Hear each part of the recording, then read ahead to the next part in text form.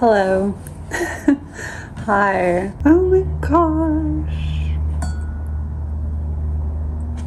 Oh, stunning. I always forget that this really helps.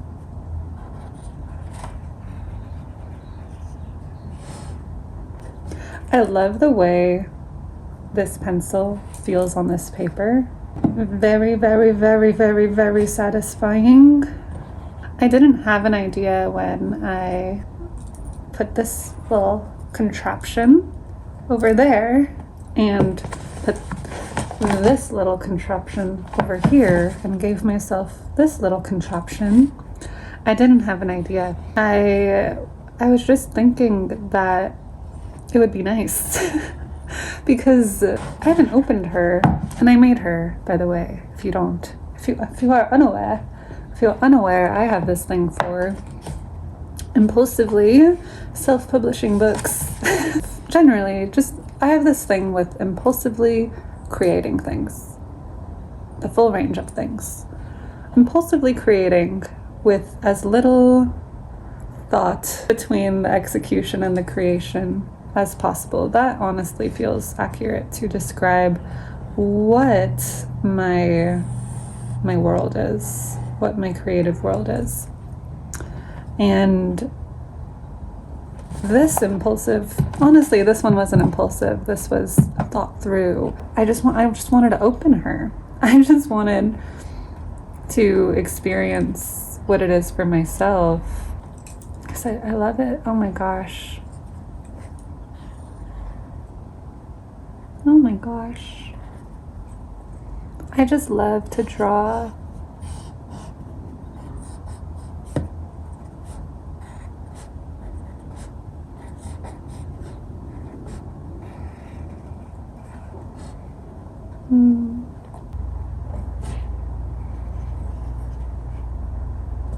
This is so much fun.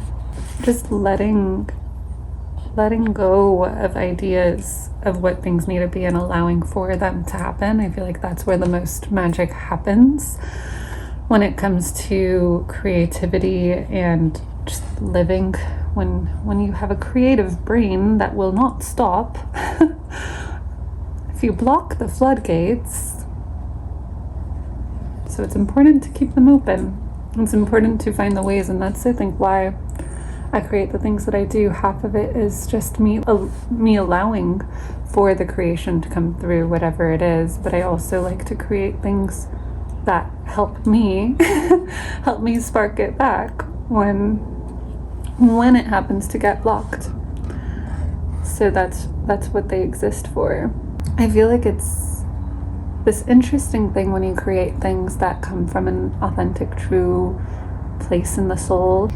There is making art for just yourself, and there is making art for the crew. That thought didn't come out, and that's okay. That's okay, because I think that this moment right now is simply for the openings and for the rememberings, and it's not about making sense.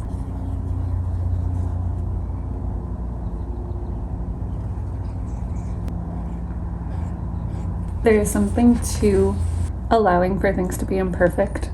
I always come back to that. So these are ink washes. This is what I made in it. I feel like that one's done. I feel like she's finished. I love it, I love it, I love it. Let's see. Oh, let's do this one. I'm just gonna color her in with pencil.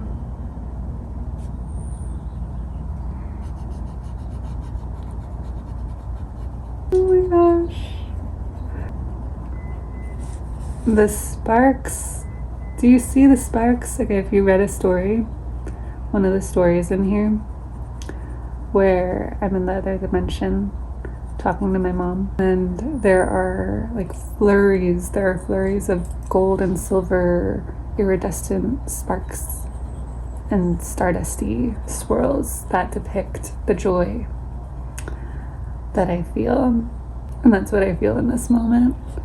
I feel the sparks, I feel the shimmery excitement of joy sparkling, because it's visceral. It's truly visceral, the excitement, you know, and I feel like it's very easy to get stuck in the holes.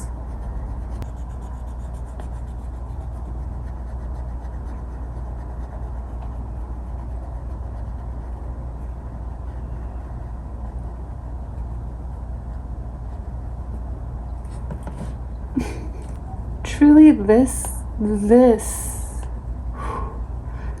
is what I create for. This singular moment. The moment of permission to rest. And I think that that's always what creativity has given me throughout every point in my life, in my world. At every point that I was painting, drawing, whatever it is a self-soothing practice when things get overwhelming, but also as a practice. Like, that's why creativity is such a beautiful tool for healing and for the nervous system and for, you know, all of the psychological, scientific ideas of it. So when it's integrated, any time in my life where I was presently returning to a canvas or a sketchbook every day, those were the best times in my world. Those were the best times in my life, because it provided me with space to return to myself. I always compare it to what the gym is probably like. And I think that we all have different things that we turn to. And I always think of the way that we hold on to creativity and magic as we grow older.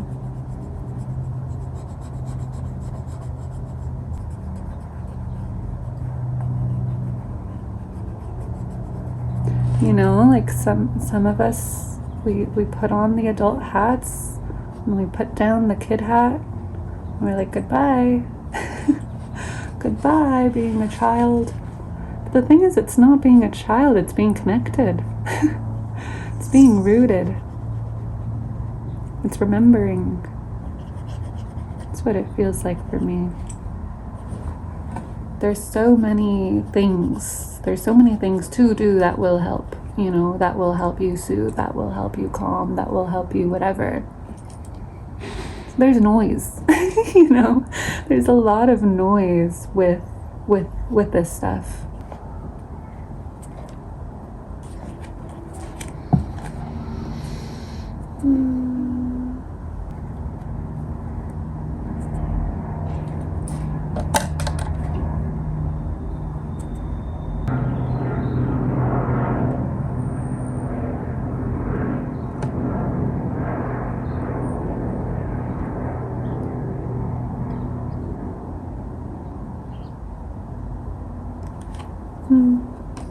Are my dots still on? Good. I like to put dots over here above my eyes, because I tend to smudge. I find that if I put anything around my actual eye, my eye refuses. My eye will tear and remove it. It'll just start to water and be like, no, not allowed, if it's not allowed. So I've traveled further. I love her. Oh, I love her. So much love for her. And this was the first time. This was the first time I actually used her. I feel like things are only as important as you make them. You know, they're only as important as you make them. And I've been in my own process of only allowing in, I feel like because there's such an oversaturation of noise, only allowing in and cherishing items and things and objects and my mind and what I choose, because I could feel the deterioration of the technological realm of living. And I think that, like, holding things dear holding things very dear and allowing them to feel important feels important to me. The clouds are extra fluffy today, guys. If you know, you know. If you know, you know. Into winter holds the secrets. I think I like the idea of being like a mystical fairy with hidden treasures and pails that hold information full of love and excitement and wonder. Okay. Thank you. Thanks for being here along this ride, along this merry way. This was fun. We'll do it again soon. Bye-bye.